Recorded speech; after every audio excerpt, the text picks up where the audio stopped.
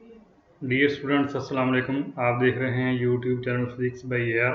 आज हम स्टडी करेंगे फिजिक्स 12 के चैप्टर नंबर 17 के शार्ट क्वेश्चंस। तो आइए बिला ताखीर स्टार्ट करते हैं। आज का हमारा पहला शार्ट क्वेश्चन है, define stress and strain, what are their SI units, differentiate between tensile, compressive and shear modes of stress and strain. यानी स्ट्रेस की डेफिनेशन करनी है, स्ट्रेन की करनी है और उसकी ऐसा यूनिट्स क्या हैं और उनमें फ़र्क करना है कि उनके कितने जो हैं वो मोड हो सकते हैं। तो इसका आंसर देखते हैं। What is stress?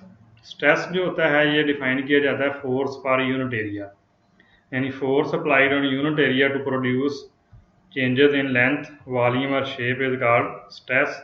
और इसका जो एसआई यूनिट है वो न्यूटन पर मीटर स्क्वायर है, जिसको पास्कल का नाम भी देते हैं।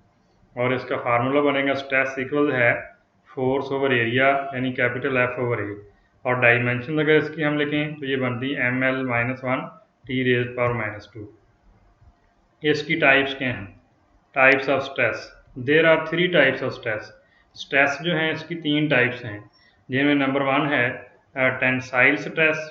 टेंसाइल स्ट्रेस का जो ताल्लुक है ये लेंथ के साथ होता है, यानी stress that changes the length of a body is called tensile stress. और वॉल्यूमेट्रिक स्ट्रेस, ऐसा स्ट्रेस जो वॉल्यूम के अंदर चेंज पैदा करता है, stress that changes the volume of body is called volumetric stress. जबकि शीयर स्ट्रेस क्या होता है? शीयर का लफ्जी मानी होता है कि इस चीज़ को स्क्वीज़ करना, मरोड़ना। तो ऐसा स्ट्रेस जो किसी बॉडी के अंदर यानी उसकी शेप को चेंज करे या उसके अंदर मरोड़ पैदा करे, उसको हम शीयर स्ट्रेस का नाम देते हैं। When stress changes the shape of a body is called shear stress. Types of strain क्या हैं? जैसे स्ट्रेस जो है उसको हम 3 हिस्सों में तकसीम करते हैं। टेंसाइल स्ट्रेस है, दूसरा वॉल्यूमेट्रिक स्ट्रेस है और तीसरा शीयर स्ट्रेस है। ऐसे ही जो स्ट्रेन है इसको भी हम 3 किस्म में तकसीम करते हैं। तो सबसे पहले स्ट्रेन क्या चीज़ होती है? जो हम किसी बॉडी के ऊपर स्ट्रेस लगाते हैं तो स्ट्रेस लगाने के नतीजे में जो उसकी शेप, लेंथ या वॉल्यूम के अंदर चेंज आती है, उस मेजरमेंट का नाम जो है वो स्ट्रेन है। यानी strain is the measure of the deformation. जो डिफॉर्मेशन यानी तब्दीली पैदा की गई फोर्स लगाने से, वो उसकी मैच का नाम स्ट्रेन है। तो स्ट्रेन जो है उसको भी 3 हिस्सों में तकसीम किया गया, जिसमें नंबर 1 है टेंसाइल स्ट्रेन, दूसरे नंबर पर होगा वॉल्यूमेट्रिक स्ट्रेन और तीसरा जो है शीयर स्ट्रेन होगा। तो इसको हम डिफाइन कैसे करते हैं? टेंसाइल स्ट्रेन होती है लेंथ के अंदर जो चेंज आती है, यानी change in length per unit original length या fractional change in length is called tensile strain. अब अगर हम इसके यूनिट की बात करें, चूँकि दोनों ही सिमिलर चीज़ की रेशियो है, डेल्टा एल ओवर एल जो है, तो इसका यूनिट कोई नहीं होगा। ऐसे जो वॉल्यूमेट्रिक स्ट्रेन है वो डिफाइन होगी फ्रैक्शन चेंज इन वॉल्यूम पर यूनिट ओरिजिनल वॉल्यूम। और शीयर स्ट्रेन जो है इसको 2 तरह से डिफाइन किया गया। देखें फार्मूला जो इसका आ रहा है, जैसे कैपिटल वाई बराबर है टैन थीटा। थीटा यहाँ जो है ये उसके अंदर पैदा होने वाला मरोड़ है, ये उसके एंगल है जिसको हम एंगुलर डिस्प्लेसमेंट का नाम देते हैं। यानी हम उसको कितने एंगल पे उसको मोड़ा जा रहा है या उसके ऊपर स्ट्रेस लगाया जा रहा है। तो जो तब्दीली उसके अंदर शेप के अंदर आएगी उसको हम नाम देंगे शीयर स्ट्रेन का। और इसको उसने लिखा कि डेल्टा ए ओवर ए, यानी कोई भी साइड जो है किसी ऑब्जेक्ट की, उसमें जो चेंज है पर यूनिट ओरिजिनल साइड जो है उसको हम स्ट्रेन का नाम देते हैं। और फॉर स्मॉल वैल्यू वाई जो है वो थीटा के बराबर भी लिया जाता है। नेक्स्ट शार्ट क्वेश्चन है, define modulus of elasticity, show that units of modulus of elasticity and stress are the same, also discuss 3 kinds. तो इसका आंसर देखें। इलास्टिक मॉडुलस या मॉडुलस ऑफ इलास्टिसिटी जो है ये दरअसल एक कांस्टेंट चीज़ होती है जो कि रेशियो होती है स्ट्रेस ओवर स्ट्रेन की। The ratio of stress to strain remain constant which is called elastic modulus और मॉडुलस ऑफ इलास्टिसिटी। यूनिट इसका होगा फोर्स पर यूनिट एरिया वाला, यानी न्यूटन पर मीटर स्क्वायर, या जिसको हम पास्कल का नाम देंगे। डेफिनेशन के मुताबिक फार्मूला बनेगा स्ट्रेस इक्वल है फोर्स ओवर एरिया, यानी एफ ओवर ए के बराबर आएगा। इसकी आगे जो टाइप्स हैं वो 3 हैं, जिसमें नंबर 1 है यंग्स मॉडुलस। अगर हमारे पास ratio tensile stress over tensile strain की हो तो उसको हम यंग्स मॉडुलस का नाम देते हैं और उसकी जो सिंबल है वो कैपिटल वाई यूज़ की जाती है। दूसरा है बल्क मॉडुलस। ये रेशियो होती है volumetric stress over volumetric strain की और इसको आमतौर पे कैपिटल जी से ज़ाहिर किया जाता है। जबकि जो शीयर मॉडुलस है it is the ratio of shear stress to shear strain, इसको आमतौर पे गैमा की इलाम से ज़ाहिर किया जाता है। नेक्स्ट शार्ट क्वेश्चन देखें। इसका तीसरा शार्ट क्वेश्चन है, draw a stress strain curve for a ductile material and then define the terms elastic limit, yield point and ultimate tensile stress. तो इसका आंसर देखें। ये सामने आपके ग्राफ है, इसमें जो हमारे पास एक्स एक्सिस के अलॉन्ग है स्ट्रेन ली गई है, वाई एक्सिस के अलॉन्ग स्ट्रेस है। तो इसमें जो हमारा ग्राफ है ये पॉइंट ओ से लेकर ए तक जो है ये स्ट्रेट लाइन है, इसको हम कहते हैं प्रोपोर्शनल लिमिट, यानी इसमें हुक्स लॉ अप्लाई होता है कि अगर हम किसी ऑब्जेक्ट के ऊपर स्ट्रेस लगाएं तो उसकी लेंथ या शेप के अंदर जो तब्दीली है वो यूनिफॉर्म होती है अप्लाइड स्ट्रेस के साथ। लेकिन पॉइंट ओ से लेकर पॉइंट बी तक यहाँ पर जो स्ट्रेन है और स्ट्रेस जो है ये प्रोपोर्शनल तो नहीं है, लेकिन अगर हम यहाँ पर जाकर स्ट्रेस लगाना छोड़ दें तो मटेरियल जो है वापस पहली शेप में वापस आ सकता है। और यहाँ ये दोबारा रिट्रेस किया गया, आप देखें यहाँ शक्ल में, तो ये पॉइंट बी के ऊपर ये डॉटर लाइन जो है यहाँ पर 0.2% लिखा हुआ है, तो इट मीन कि यानी हमारा ग्राफ जो है 0.2% प्रोपोर्शनल लिमिट से हट जाता है, लेकिन ये भी डायरेक्ट लाइन लगाई जा सकती है। तो पॉइंट बी जो है यहाँ तक जो फोर्स लगाएंगे तो ऑब्जेक्ट अपने आप को रीस्टोर कर लेगा, यानी अपनी पहली हालत में वापस आ जाएगा। लेकिन अगर हम पॉइंट बी के बाद की बात करें तो जितना पॉइंट बी के बाद हम इस पर स्ट्रेस लगाएंगे पॉइंट सी तक, ग्राफ में जैसा कि आप ऑब्जर्व कर रहे हैं, तो फिर ऑब्जेक्ट के अंदर परमानेंट चेंज आ जाएगी और इस प्रॉपर्टी को हम प्लास्टिसिटी का नाम देते हैं। जबकि पॉइंट ए तक या पॉइंट बी तक ये मटेरियल की इलास्टिसिटी कहलाती है। यानी डेफिनेशन अगर करना चाहें तो हम कहते हैं कि इलास्टिसिटी किसी ऑब्जेक्ट की वो प्रॉपर्टी है जिसमें अगर स्ट्रेस हटा दिया जाए तो ऑब्जेक्ट रीस्टोर हो जाता है अपनी पहली ओरिजिनल शेप के अंदर या अपनी ओरिजिनल हालत में वापस आ जाता है। जबकि पॉइंट बी से आगे जब हम फोर्स लगाते हैं तो फिर उसमें परमानेंट चेंज आती है, उस परमानेंट चेंज को हम प्लास्टिसिटी का नाम देते हैं। और जो फोर्स यहाँ पर लगाई जाती है इसको हम यील्ड पॉइंट का नाम देते हैं, यानी अब यहाँ से आगे आगे वो मुकम्मल तौर पे परमानेंट चेंज हो रही है। और पॉइंट सी पे जाकर ये मुकम्मल तौर पर जो है जितना इसमें इसकी यानी चेंज की जा सकती है वो हो जाएगी। सी के बाद नुक्ता डी पे हम जाते हैं, तो डी पर जाकर जो ऑब्जेक्ट है ये फ्रैक्चर होना शुरू हो जाता है। अब हमारा क्वेश्चन यहाँ था इलास्टिक लिमिट, तो हमारा जो पॉइंट ए है ये इलास्टिक लिमिट को इंडिकेट करता है, और जो पॉइंट सी है ये UTS यानी अल्टीमेट टेंसाइल स्ट्रेंथ, यानी कोई मटेरियल जो है वो मैक्सिमम कितनी फोर्स को अपने अंदर जो है वो एब्जॉर्ब करने की या उसको बर्दाश्त करने की सलाहियत रखता है, उसको हम अल्टीमेट टेंसाइल स्ट्रेस का नाम देते हैं। इलास्टिक लिमिट क्या है? Elastic limit is the greatest stress that a material can endure. Endure का मानिए बर्दाश्त कर सकता है विदाउट एनी परमानेंट चेंज या डिफॉर्मेशन। दिस लिमिट जो है आप देखें यहाँ पर पॉइंट ओ से ए तक तो प्रोपोर्शनल लिमिट है, तो ये पॉइंट ए से बी तक जो है ये इलास्टिक लिमिट के ज़मरे में आती है। यील्ड स्ट्रेस क्या है? Maximum value of applied stress within elastic limit is called yield stress. The point B is called yield point, यानी ये पॉइंट जहाँ पर जाकर परमानेंट चेंज आनी शुरू होती है उस वक्त जो स्ट्रेस लगाया जा रहा होता है वो कहलाता है यील्ड स्ट्रेस। UTS क्या चीज़ है? अल्टीमेट टेंसाइल स्ट्रेस, यानी the maximum stress that material can withstand, कि वो मैक्सिमम स्ट्रेस कौन सा है जितना मटेरियल बर्दाश्त कर सकता है उसको हम UTS कहते हैं। और फिगर के अंदर the point C is called UTS, यानी ये पॉइंट सी जो है ये UTS कहलाता है। इसके बाद मजीद फोर्स लगाने के नतीजे में मटेरियल जो है वो ब्रेक डाउन होना शुरू हो जाता है, जिसको फ्रैक्चर स्ट्रेस का नाम देते हैं।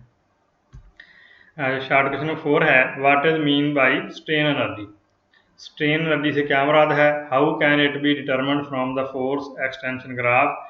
इसको फोर्स एक्सटेंशन ग्राफ से कैसे हासिल किया जाता है? तो जवाब देखें इसका, ये हमारे सामने जो है वही ग्राफ दोबारा जैसे पहले बना था, लेकिन वो था हमारा स्ट्रेस और स्ट्रेन के दरमियान। यहाँ पर जो ग्राफ बनाया जा रहा है ये अप्लाइड फोर्स और एक्सटेंशन यानी लेंथ में इजाफे के दरमियान बनाया जा रहा है। इसमें देखें पॉइंट ओ से लेकर पॉइंट बी तक और पॉइंट बी से सी तक और सी से एच तक जो है ये कर्व दिखाई गई है।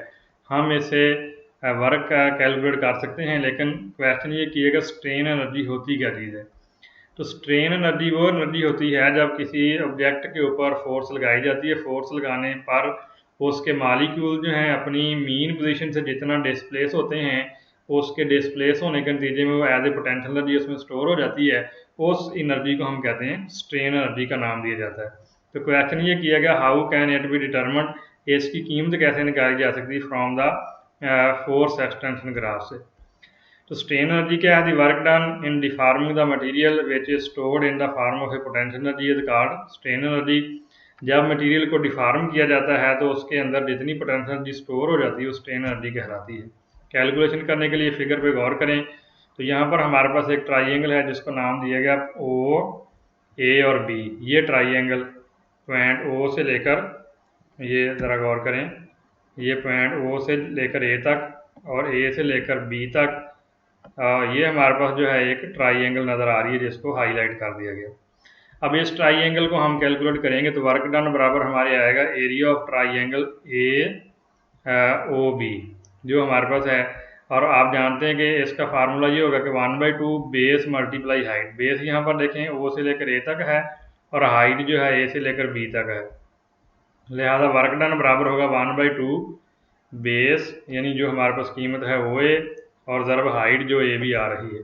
अब अगर फिगर में देखें तो जो ओ से लेकर ए तक हमारे पास ये बन रही है बेस, इसकी कीमत हमारे पास आ रही है L1, यानी हमने जो लंबाई में इजाफा किया वो L1 है, और इसके कॉरस्पॉन्डिंग जो हमने फोर्स लगाई है उसकी कीमत आ रही है F1। तो यहाँ हम यानी ओ ए की जगह रिप्लेस कर देंगे L1 और ए बी की जगह रिप्लेस कर देंगे F1। तो W बराबर हो जाएगा 1/2 F1 इंटू L1, या इसको लिख देंगे 1/2 F1 L1। This work done is stored in the form of potential energy in the wire. ये जो हमारे पास है ये पोटेंशियल एनर्जी की सूरत में इसमें स्टोर हो जाएगा जितना वर्क हमने यहाँ किया हुआ है। Next short question, describe the formation of energy bands in solids, explain the difference among electrical behaviour of conductors, insulators and semiconductor. यहाँ हमें जो है तीन चीज़ों में फ़र्क बयान करने के पहले नंबर पर उसने पूछा कि एनर्जी बैंड होते क्या हैं। दूसरा क्वेश्चन इसमें किया गया कि आप इनकी मदद से कंडक्टर्स, इंसुलेटर्स और तीसरा सेमीकंडक्टर्स के दरमियान कैसे फ़र्क कर सकते हैं। तो इसका आंसर देखें, एनर्जी बैंड क्या है, एनर्जी बैंड या स्टेट्स क्या हैं। A group of such energy sub levels when the number of atoms are brought together and interact one another and each energy level splits up into many sub levels are called energy bands। आप जानते हैं कि जितने भी material हैं वो atom से मिलकर बने हैं, और एटम्स जो हैं उनके अंदर इलेक्ट्रॉन्स होते हैं जो कि डिफरेंट शेल्स के अंदर होते हैं, और उन शेल्स को हम डिफरेंट नाम देते हैं। कुछ इलेक्ट्रॉन जो है न्यूक्लियस के करीब होते हैं जिनको हम कोर इलेक्ट्रॉन कहते हैं, और कुछ इलेक्ट्रॉन जो हैं आखिरी शेल के अंदर होते हैं जिनको हम वैलेंस शेल का नाम देते हैं। तो किसी भी एटम के अंदर जो इलेक्ट्रॉन होते हैं वैलेंस शेल के अंदर या उसके इनर शेल के अंदर होते हैं, उनको डिफ्रेंशिएट करने का सिर्फ एक ही तरीका होता है कि हम उनकी एनर्जी कैलकुलेट करते हैं, और एनर्जी के फ़र्क से हमें पता चलता है कि कौन सा इलेक्ट्रॉन वैलेंस शेल का है और कौन सा जो है वो कोर इलेक्ट्रॉन होता है। अब अगर हम उनकी एनर्जी का ग्राफ ड्रा करें तो जितने भी वैलेंस शेल के इलेक्ट्रॉन होंगे या उससे नीचे वाले लेवल के इलेक्ट्रॉन होंगे, उनकी एनर्जी इतनी करीब करीब होती हैं कि उनकी अगर हम लाइनें ड्रा करें तो एक पूरा ग्रुप बन जाता है। अब उन तमाम इलेक्ट्रॉन्स की एनर्जी का जो ग्रुप है उसको हम एक बैंड का नाम दे देते हैं। इसी बुनियाद पर हम इसको एनर्जी बैंड थ्योरी का नाम भी देते हैं। अब इसमें जो इलेक्ट्रॉन जो हैं आखिरी शेल के अंदर होते हैं उनकी एनर्जी चूँकि वैलेंस इलेक्ट्रॉन के बराबर होती है, उन तमाम इलेक्ट्रॉनों के ग्रुप को हम वैलेंस शेल या वैलेंस बैंड का नाम देते हैं।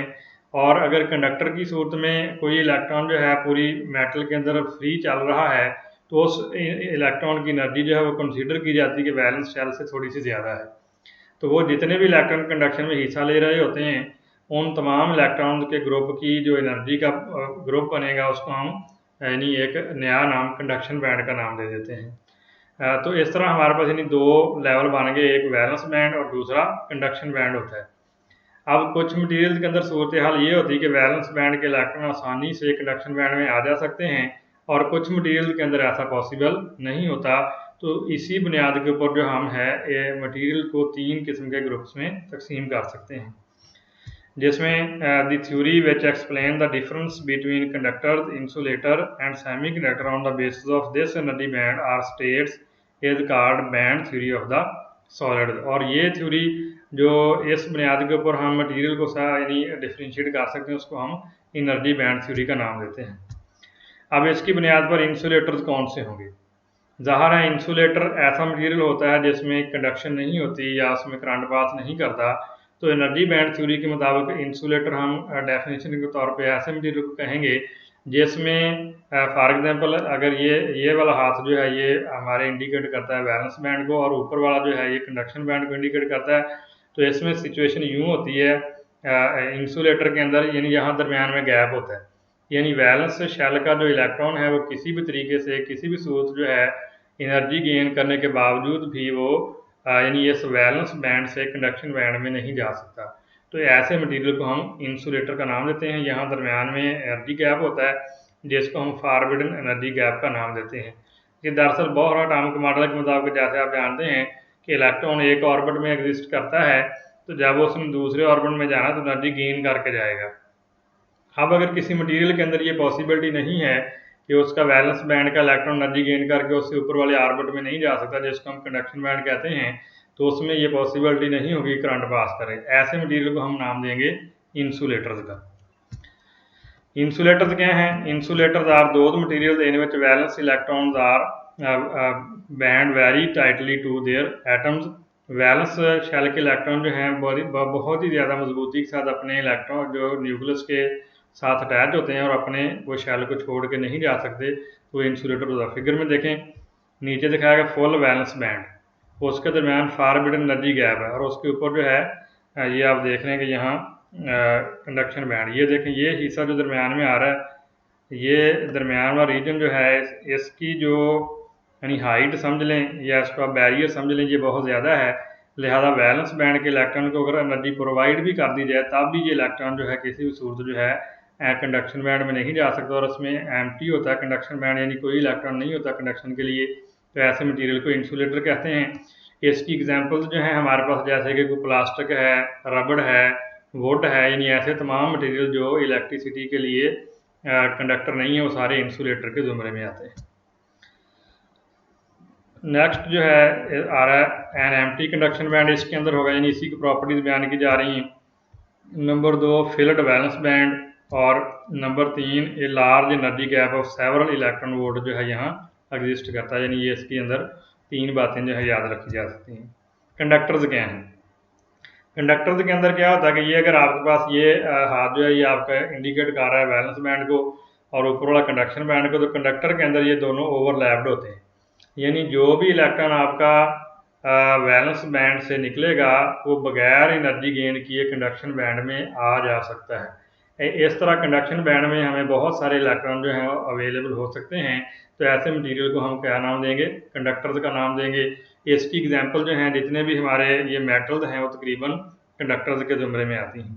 कंडक्टर्स क्या हैं? Conductors are those material in which have large number of free electrons having, ऐसा मटेरियल जिसके अंदर बहुत सारे इलेक्ट्रॉन जो हैं फ्री होते हैं उसको कंडक्शन बैंड का नाम देते हैं। फिगर में देखें तो यहाँ पर आप गौर करें तो आपको नज़र आ रहा है कि ये हमारे पास जो नीचे वाला वैलेंस बैंड है और ये ऊपर वाला कंडक्शन बैंड है, तो इनका कुछ हिस्सा ये देखें आपस में ओवरलैप कर रहा है, यानी एक दूसरे के ऊपर जो है ये हिस्सा आया है, दरमियान में गैप नहीं है। ये यानी जैसे मैंने आपको अभी ये दिखाया था, नहीं ये सिचुएशन ऐसे है, यानी कुछ हिस्सा इनका आपस में ओवरलैप कर गया, लिहाजा वैलेंस बैंड का जो भी इलेक्ट्रॉन फ्री होता है फॉरन कंडक्शन बैंड में चला जाता है। तो ऐसे मटेरियल को हम कहते हैं कंडक्टर का नाम देते हैं। इसकी क्या प्रॉपर्टीज़ हैं? इसमें नंबर 1 है कि इसका कंडक्शन बैंड जो होता है पार्शली फिल्ड होता है, यानी इसमें कुछ ना कुछ इलेक्ट्रॉन्स पाए जाते हैं। नंबर 2 वैलेंस बैंड भी पार्शली फिल्ड होता है, और नंबर 3 एनर्जी गैप नहीं होता, यानी इसके दरमियान कोई एनर्जी गैप नहीं, जो भी वैलेंस बैंड का इलेक्ट्रॉन फ्री होगा फॉरन कंडक्शन बैंड में चला जाएगा। तीसरी किस्म का मटेरियल है सेमी कंडक्टर्स। इसकी ज़रा फिगर पे गौर करें तो यहाँ आपको नज़र आ रहा है कि यहाँ जो हमारे पास कंडक्शन बैंड है और जो एनर्जी बैंड है उसके दरमियान नैरो फॉरबिडन एनर्जी गैप, यानी यहाँ बिल्कुल मामूली सा एनर्जी गैप है। यानी जो ही कोई भी इलेक्ट्रॉन जो है वो आपके वैलेंस बैंड से एनर्जी गेन करेगा, तो चूँकि दरमियान में गैप कम है तो वो इलेक्ट्रॉन इस यानी वैलेंस बैंड से कंडक्शन बैंड में जा सकता है। तो ऐसी सूरत में मटेरियल जो है उसको हम सेमी कंडक्टर का नाम देंगे। Semiconductors have electrical properties lies between insulator and conductor, यानी इसकी जो प्रॉपर्टीज हैं वो कंडक्टर और इंसुलेटर के दरमियान होती हैं। इसमें नंबर 1 क्या पार्शियली फील्ड वैलेंस बैंड होता है, number 2 partially field conduction band होता है, और number 3 a narrow energy gap, वो बहुत ही कम एनर्जी गैप है, तकरीबन 1 इलेक्ट्रॉन वोल्ट है, यानी अगर इसको थोड़ा सा गर्म कर दिया जाए तो इसमें ये पॉसिबिलिटी होती है कि कंडक्शन शुरू हो जाए। लेकिन सेमीकंडक्टर की एक प्रॉपर्टी जो है काबिल गौर है कि जब तक ये 0 केल्विन पर रहता है तो इसके अंदर किसी किस्म का करंट पास नहीं करता, यानी एक किस्म का ये परफेक्ट इंसुलेटर के तौर पे काम कर रहा होता है। लेकिन जब इसको गर्म करते हैं, रूम टेम्परेचर पर जाता है, तो फिर कुछ पॉसिबिलिटीज़ होती हैं कि इसके वैलेंस बैंड के इलेक्ट्रॉन जो है वो कंडक्शन बैंड में जाते हैं, जिसके नतीजे में कंडक्शन पॉसिबल होती है। नेक्स्ट शार्ट क्वेश्चन है distinguish between intrinsic and extrinsic semiconductor, क्या आप यानी इंट्रिंसिक और एक्सट्रिंसिक सेमीकंडक्टर मटेरियल में फ़र्क बयान करें। How would you obtain N type and P type material from pure silicon, illustrate it by schematic diagram, यानी फ़र्क करना है कि इंट्रिंसिक और एक्सट्रिंसिक क्या होते हैं, और उसके बाद आपने N type P type material के दरमियान आपने फ़र्क बयान करना है, उनको कैसे बनाया जाता है, फिगर के साथ उसको इलास्ट्रेट करना है। तो इंट्रिंसिक जो होता है इसका लफ्जी मानी होता है कि जो चीज़ कुदरती तौर पर पाई जाती हो, पहले से मौजूद हो, उसको इंट्रिंसिक का नाम हम देते हैं। इंट्रिंसिक सेमीकंडक्टर ऐसे होंगे जो प्योर हालत में होंगे, जैसे कि प्योर सिलिकॉन है या प्योर जर्मेनियम है, तो ये इंट्रिंसिक सेमीकंडक्टर की एग्जांपल्स हैं। और एक्सट्रिंसिक क्या होता है, इसके अंदर एक टर्म इस्तेमाल जिसको हम डोपिंग कहते हैं। अगर हम किसी यानी प्योर हालत में मौजूद सिलिकॉन या जर्मेनियम के जो क्रिस्टल है वो उसको डोप कर दें, यानी उसके अंदर थर्ड ग्रुप से, जिसको हम ट्राईवैलेंट इम्प्योरिटी कहते हैं, या फिफ्थ ग्रुप से जिसको हम पेंटावैलेंट इम्प्योरिटी कहते हैं, कोई एटम उसमें शामिल कर दें, जिस अमल को डोपिंग कहते हैं, तो नया बनने वाला जो मटेरियल है वो एक्सट्रिंसिक सेमीकंडक्टर मटेरियल कहलाएगा। अब यहाँ आपने ख्याल रखना है कि अगर थर्ड ग्रुप से कोई भी एलिमेंट शामिल किया, जैसे बोरान है, एलुमिनियम है, गैलियम है या इंडियम है, ये तीसरे ग्रुप के एलिमेंट हैं, अगर इनको शामिल किया जाए तो फिर ये पी टाइप बनते हैं। और अगर फिफ्थ ग्रुप है, जैसा कि फास्फोरस है, एंटीमनी है या बिस्मुथ वगैरह है, जो फिफ्थ ग्रुप के एलिमेंट है जिसको पेंटावैलेंट भी हम कहते हैं, अगर वहाँ से कोई एटम इस प्योर सिलिकॉन या जर्मेनियम में शामिल की जाए तो फिर एन टाइप मटेरियल जो है वो कंस्ट्रक्ट होता है। तो देखिए कैसे बनता है ये। तो नंबर 1 हमारे पास आ रहा है इंट्रिंसिक सेमीकंडक्टर्स क्या हैं। A semiconductor in its extremely pure form is called intrinsic semiconductor, जैसा कि प्योर सिलिकॉन है या जर्मेनियम वगैरह है। जबकि एक्सट्रिंसिक क्या है, ये डोपिंग क्या चीज़ होती है, ऐसा अमल है जिसके जरिए थर्ड ग्रुप या फिफ्थ ग्रुप के किसी एटम को सिलिकॉन या जर्मेनियम के अंदर डिफ्यूज़ किया जाता है, इस अमल को डोपिंग कहते हैं। ये doped and impure semiconductor is called extrinsic semiconductor, उसकी मिसालें क्या हैं, जैसे कि पी टाइप या एन टाइप सब्सटेंस है। अब इसी सवाल का नेक्स्ट हिस्सा है कि हमने एक्सप्लेन करना है कि एन टाइप या पी टाइप सेमीकंडक्टर कैसे बनाए जाते हैं। तो देखें इंट्रिंसिक या प्योर सेमीकंडक्टर क्या है, इसकी आप देखें ज़रा स्ट्रक्चर देखें। ये आपके सामने जर्मेनियम के एटम्स पड़े हुए हैं, जैसा कि आप फिगर में देख रहे हैं।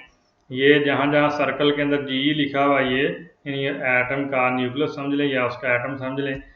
इसके गिर्द जो हैं आप जानते हैं ये सिलिकॉन और जर्मेनियम दोनों ही पीरियोडिक टेबल के चौथे ग्रुप के एलिमेंट हैं, और चौथे ग्रुप के हर एटम के जितने भी एलिमेंट होंगे उनके आखिरी शेल में 4 इलेक्ट्रॉन्स होते हैं। तो यहाँ आपको जो डॉट्स नज़र आ रहे हैं, यानी ये जर्मेनियम का एक एटम है, इसकी तो ये 4 डॉट जो हैं ये इसके आखिरी शेल यानी वैलेंस शेल के इलेक्ट्रॉनों को इंडिकेट करते हैं। अब अगर आप इस किसी भी दरमियान वाले, फॉर एग्जांपल इस सिलिकॉन एटम जर्मेनियम के एटम पे ज़रा गौर करें, ये जिसके ऊपर मैंने टिक लगाया है, तो आप देखेंगे कि इसके इर्द गिर्द जो है ये पहला इलेक्ट्रॉन है, ये दूसरा इलेक्ट्रॉन है, ये तीसरा है, ये चौथा है। अब ये चारों इलेक्ट्रॉन जो हैं उसके करीब पड़े हुए, ये आप देख लें कि ये हमारे पास यानी इसके यानी नेबर के अंदर जो पड़ा हुआ एक एटम है, इधर भी आप देखें इसके नेबर में एक और एटम पड़ा हुआ है, इधर ऊपर वाली साइड पर भी एक एटम है, इधर नीचे भी एक एटम है।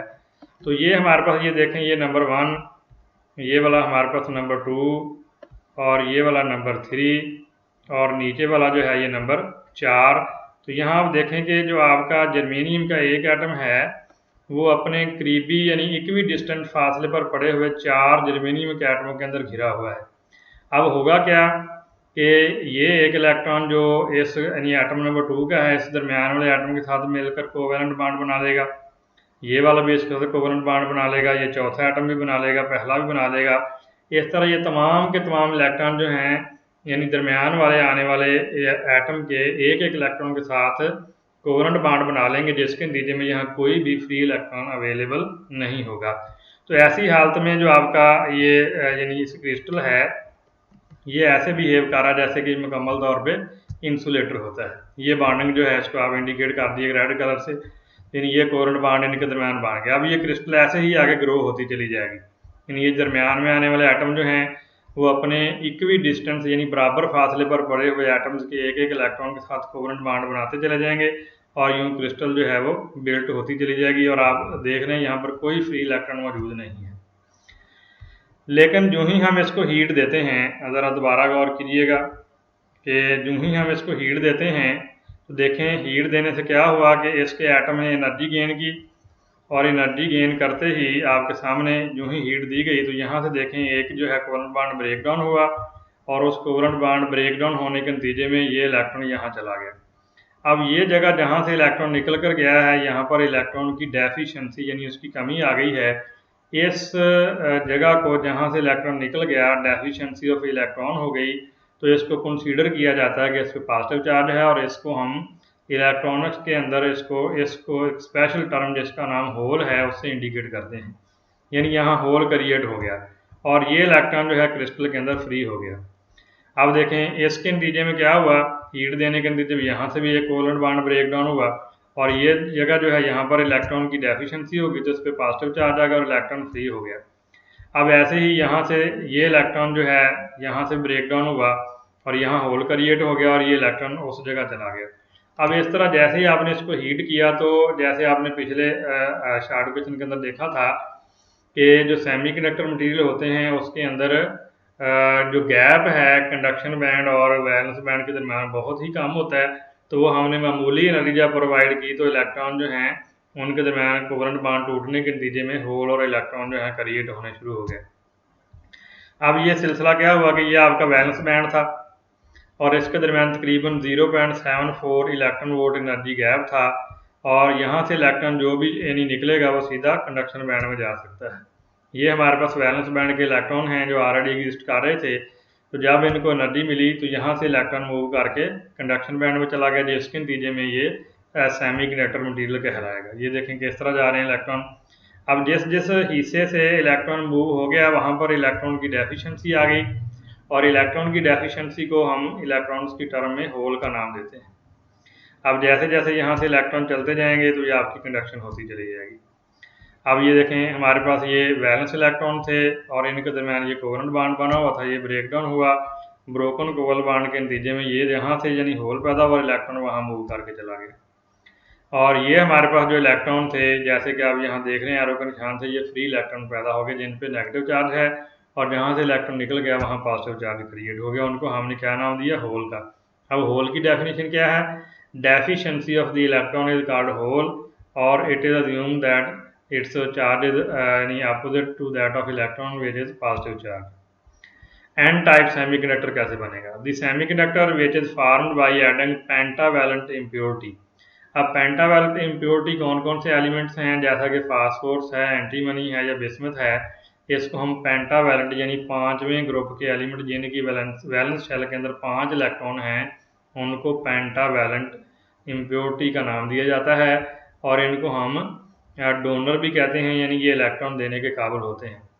तो सेमीकंडक्टर एन टाइप कहलाता है। एन टाइप सेमीकंडक्टर के अंदर जो चार्ज कैरियर हैं वो इलेक्ट्रॉन तो होते हैं जिनको मेजोरिटी चार्ज कैरियर कहते हैं, होल्स भी होते हैं लेकिन उनकी तादाद बहुत कम होती है, इसलिए एन टाइप सेमीकंडक्टर के अंदर होल्स को मिनोरिटी चार्ज कैरियर का नाम दिया जाता है।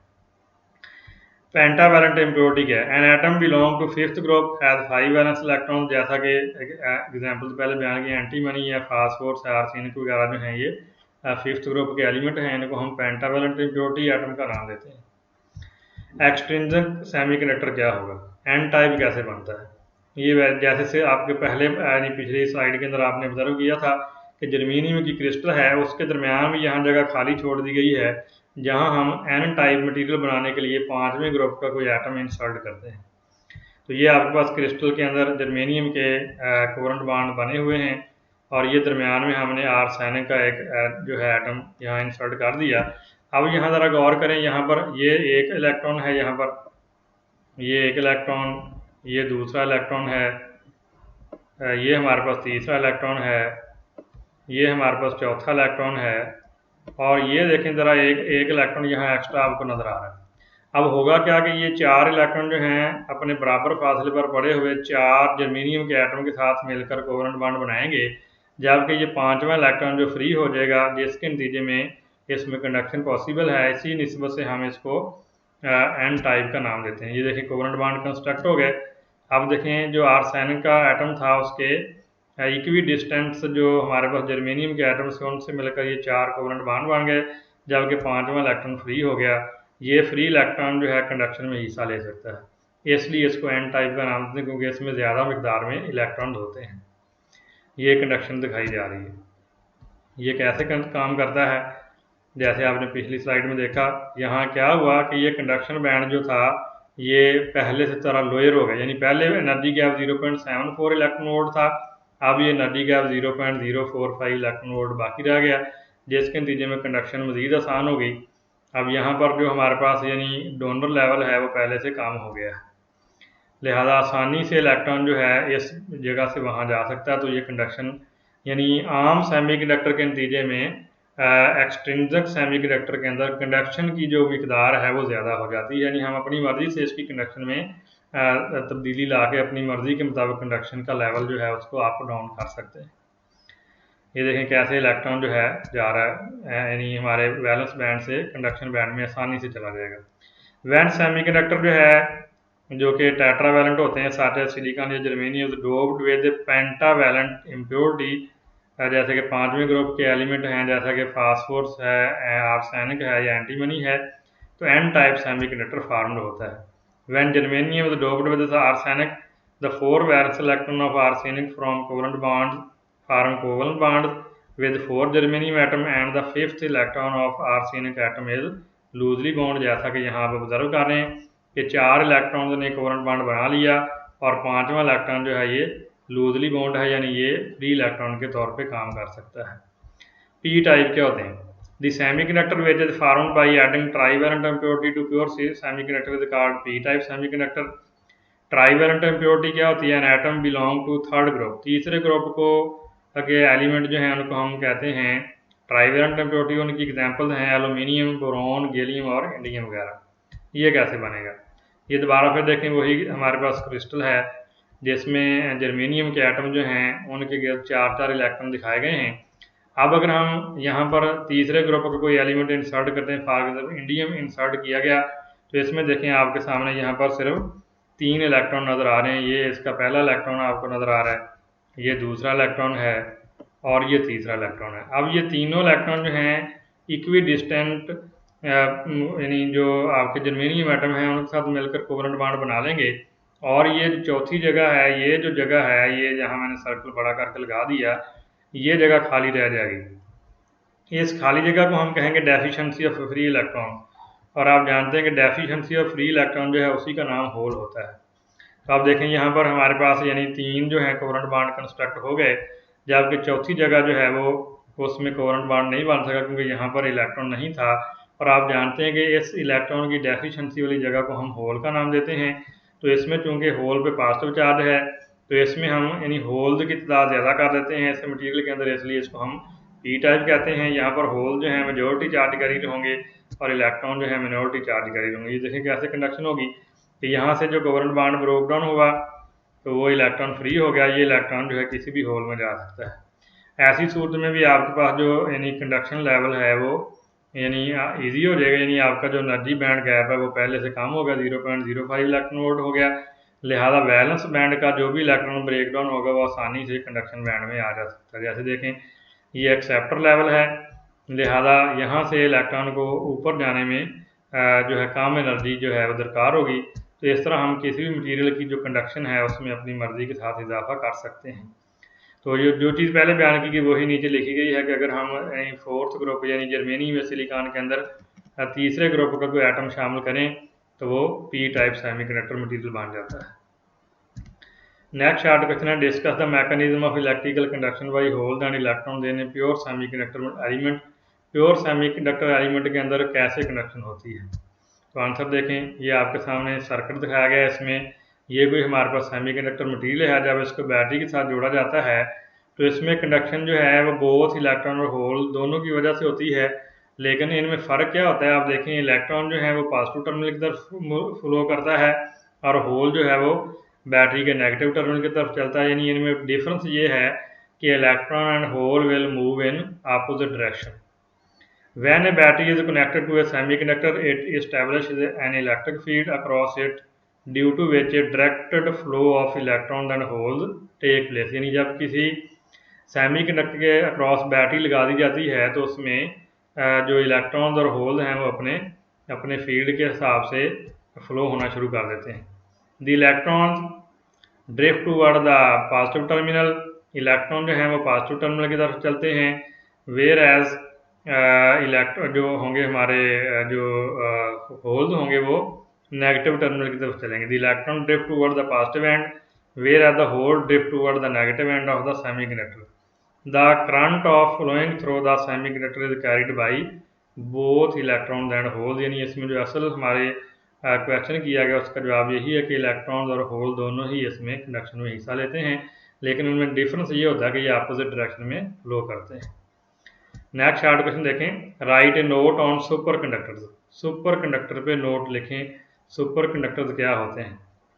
सुपर कंडक्टर्स असल में ऐसे मटेरियल्स होते हैं जिनकी रजिस्टिविटी जो है वो एक ख़ास टेम्परेचर पर जाकर ज़ीरो हो जाती है। ऐसे मटेरियल को हम सुपर कंडक्टर का नाम देते हैं।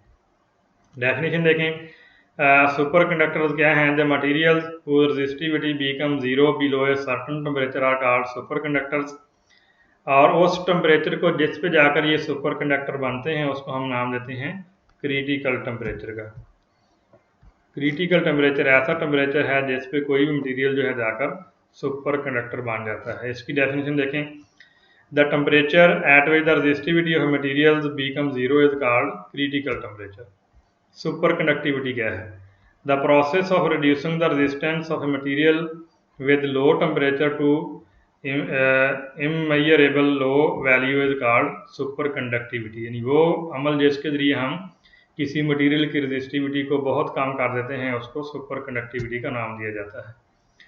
As resistance of material zero so no energy is dissipated. चूँकि ऐसी हालत में रेजिस्टेंस मटेरियल की ज़ीरो हो जाती है, लिहाजा एनर्जी जो है उसका डिसिपेट होना या ज़ाया होना बिल्कुल ज़ीरो हो जाता है। सबसे पहला सुपर कंडक्टर कब बनाया गया था। First superconductor was discovered by Kamerlingh लैंगोर्न्स इन 1911। सबसे पहला सुपर कंडक्टर जो था ये डिस्कवर हुआ था कमीर लैंगोर्न से, जो 1911 के अंदर किया गया था।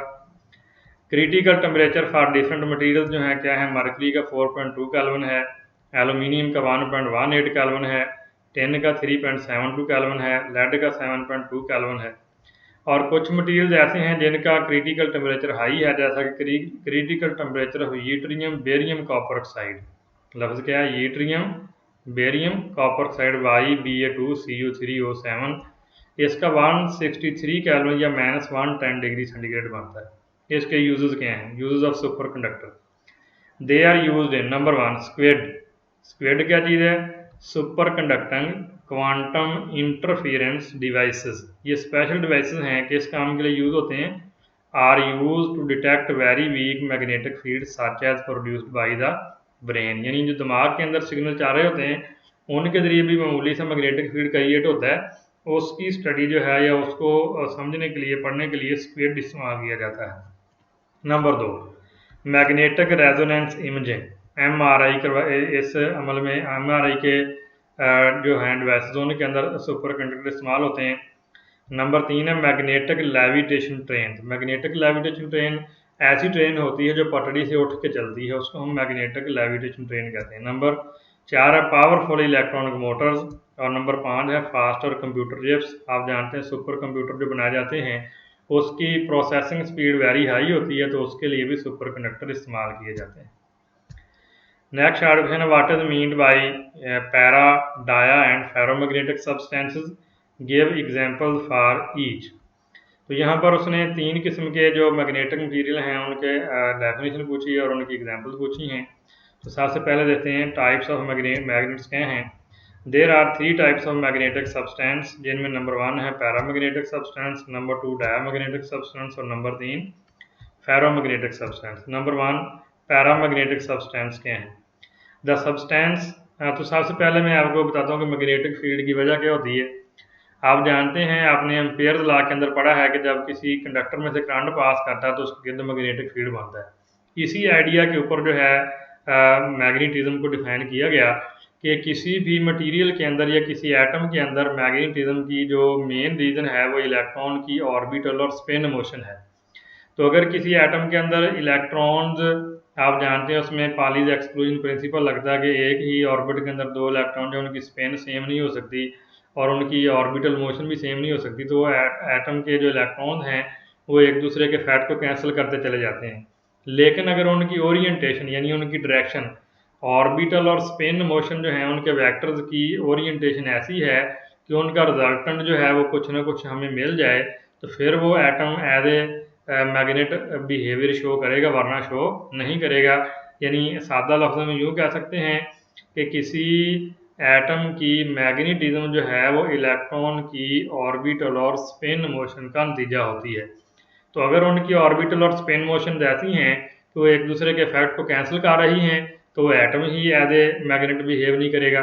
लेकिन अगर उनकी जो ऑर्बिटल और स्पिन मोशन है ऐसी हैं कि उनका कुछ रिजल्टेंट बचता है, तो फिर वो एटम एज ए मैग्नेटिज्म या मैग्नेटिक फील्ड शो करेगा। अब आगे मजीद सिलसिला ये होता है कि कुछ एटम्स ऐसे होते हैं कि वो एक दूसरे के मैग्नेटिक फील्ड को सपोर्ट करते हैं और कुछ ऐसे होते हैं कि एटम तो as a magnetic behaviour show कर रहे होते हैं या मैग्नेटिज्म रख रहे होते हैं, लेकिन जब उनका कंबाइन इफेक्ट लिया जाता है तो एक दूसरे के फैक्ट को कैंसिल कर रहे होते हैं। तो इस बिना पे मटेरियल जो है उसको 3 ग्रुपों में तकसीम किया गया, जिसमें नंबर 1 हम पढ़ेंगे पैरामैग्नेटिक सब्सटेंस। तो इसकी डेफिनेशन देखें क्या है। The substance in which magnetic field produced by the orbital and spin motion of electron support each other, यानी ऐसा मटेरियल जिसके अंदर इलेक्ट्रॉन्स की ऑर्बिटल और स्पिन मोशन एक दूसरे को सपोर्ट करे, तो वो एक एटम जो है टीनी मैग्नेट के तौर पे बिहेव करेगा। इसकी एग्जांपल देखें। नंबर 1 है एलुमिनियम, नंबर 2 प्लाटीनियम और मैंगानीज वगैरह। ये एग्जांपल जो हैं इनको रिमाइंड रखना आपने, एलुमिनियम, प्लाटीनियम और मैंगानीज वगैरह। डायामैग्नेटिक सब्सटेंस, अब ज़ाहिर है जैसे ऊपर डेफिनेशन आई है तो ये इसके उल्ट होगा कि ऐसे मटेरियल जिसके अंदर ऑर्बिटल और स्पिन मोशन एक दूसरे को सपोर्ट की बजाय कैंसिल आउट करें, तो एटम ही as a tiny magnet behave नहीं करेगा।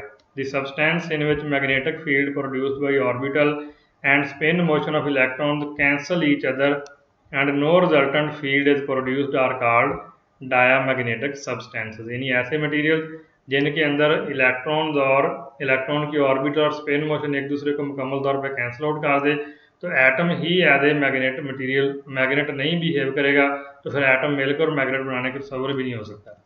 तो इसकी एग्जांपल देखें क्या है। नंबर 1 कॉपर है, बिस्मथ है, एंटीमनी है और एटम्स ऑफ वाटर जो हैं ये इसकी एग्जांपल हैं। तो इनके अंदर मैग्नेटिक मटेरियल नहीं होता। नंबर 3, कुछ मटेरियल ऐसे हैं कि उनके एटम पैरामैग्नेटिक बिहेवियर शो करते हैं, यानी उनके ऑर्बिटल और स्पिन मोशन एक दूसरे को सपोर्ट कर रहे होते हैं, लेकिन उसके साथ साथ उनका बिहेवियर ऐसा होता है कि उनके एटम्स भी एक दूसरे के मैग्नेटिक फील्ड को सपोर्ट कर रहे होते हैं। तो वो एटम जो हैं उनका यानी स्पेशल नाम हम लेते हैं domains.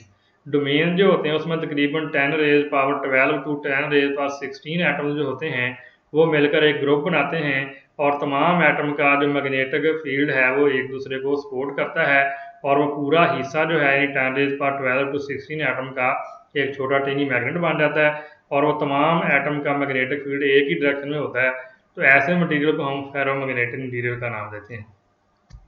The substances in which atoms cooperate, यानी एटम के मैग्नेटिक फील्ड होंगे वो एक दूसरे के साथ तामन करेंगे with each other in such a way that they show a strong magnetic effect are called ferromagnetic substance. इनकी एग्जांपल क्या हैं, जैसे आयरन है, निकल है, कोबाल्ट है या आलनाइको 5। आलनाइको 5 असल में ये कॉम्बिनेशन है एलुमिनियम, निकल, कोबाल्ट और 5 यानी एक और इसके साथ होगी, यानी जिसको हम कहते हैं कि ये कॉम्बिनेशन बनेंगे इन तमाम चीज़ों का। तो ये हमारे पास यानी 3 किस्म के मटीरियल्स हैं। नेक्स्ट शार्ट क्वेश्चन देखते हैं। What is meant bye hysteresis loss. Hysteresis loss क्या होता है? How it is used in the construction of a transformer. ये ट्रांसफार्मर बनाने में कैसे इस्तेमाल किया जाता है। तो सामने आपके ये ग्राफिक बना हुआ है, इस ग्राफ को हम हिस्टैरिसीस कहते हैं।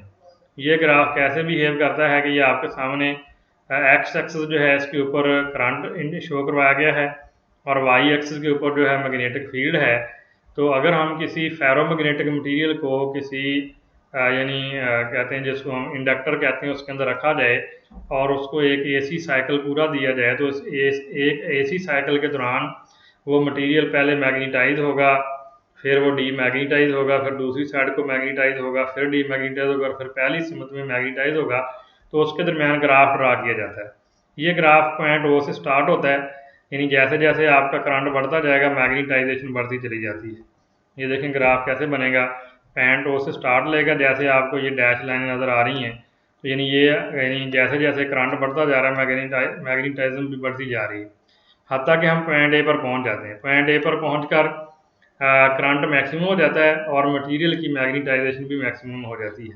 लेकिन इसके बाद देखें ये ग्राफ जो है जैसे जैसे करंट कम होना शुरू होता है तो मैग्नेटाइजेशन भी कम होनी शुरू हो जाती है, हत्ता कि पॉइंट आर पे जाकर आप देखें तो यहाँ पर जो है करंट ज़ीरो हो गया लेकिन मैग्नेटाइजेशन ज़ीरो नहीं हुई। इस प्रॉपर्टी को हम हिस्टैरिसीस कहते हैं कि यानी जब करंट कम हो रहा होता तो मैग्नेटाइजेशन जो है वो करंट से पीछे रह जाती है। अब अगर आप इस मटेरियल को फुली डीमैग्नेटाइज करना चाहते हैं, देखें यहाँ पर हमने कुछ करंट इसको नेगेटिव डायरेक्शन में दिया, तब जाके मटेरियल मुकम्मल तौर पे डीमैग्नेटाइज हुआ। यहाँ तक हमारा आधा साइकिल पूरा हुआ था।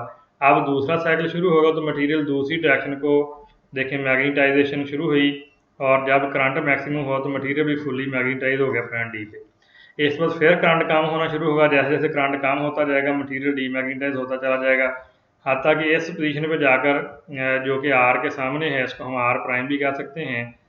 इस पोजीशन पे जाकर आप देखें तो ये करंट ज़ीरो हो गया लेकिन मटेरियल की मैग्नेटाइजेशन अभी बाकी है। अगर आप इसको मुकम्मल तौर पे डीमैग्नेटाइज करना चाहते हैं तो नेगेटिव सिमत में आपको फिर इसको करंट देना पड़ेगा। जब नेगेटिव सिमत में करंट देंगे तो मटेरियल दोबारा डीमैग्नेटाइज हो जाएगा। इस बाद फिर पहला साइकिल स्टार्ट होगा तो मटेरियल फिर मैग्नेटाइज हो जाएगा और ये पॉइंट ए पे ग्राफ चला जाएगा। यानी अब आपका एक पूरा यानी ये देखें एक लूप बन गया। अब यानी आपका ग्राफ स्टार्ट पॉइंट ओ से हुआ था, फिर ए पर गया, अब ए के बाद ये वापस दोबारा इसी ट्रैक के ऊपर चलता रहेगा, ये कभी भी दोबारा पॉइंट ओ से पास नहीं करेगा।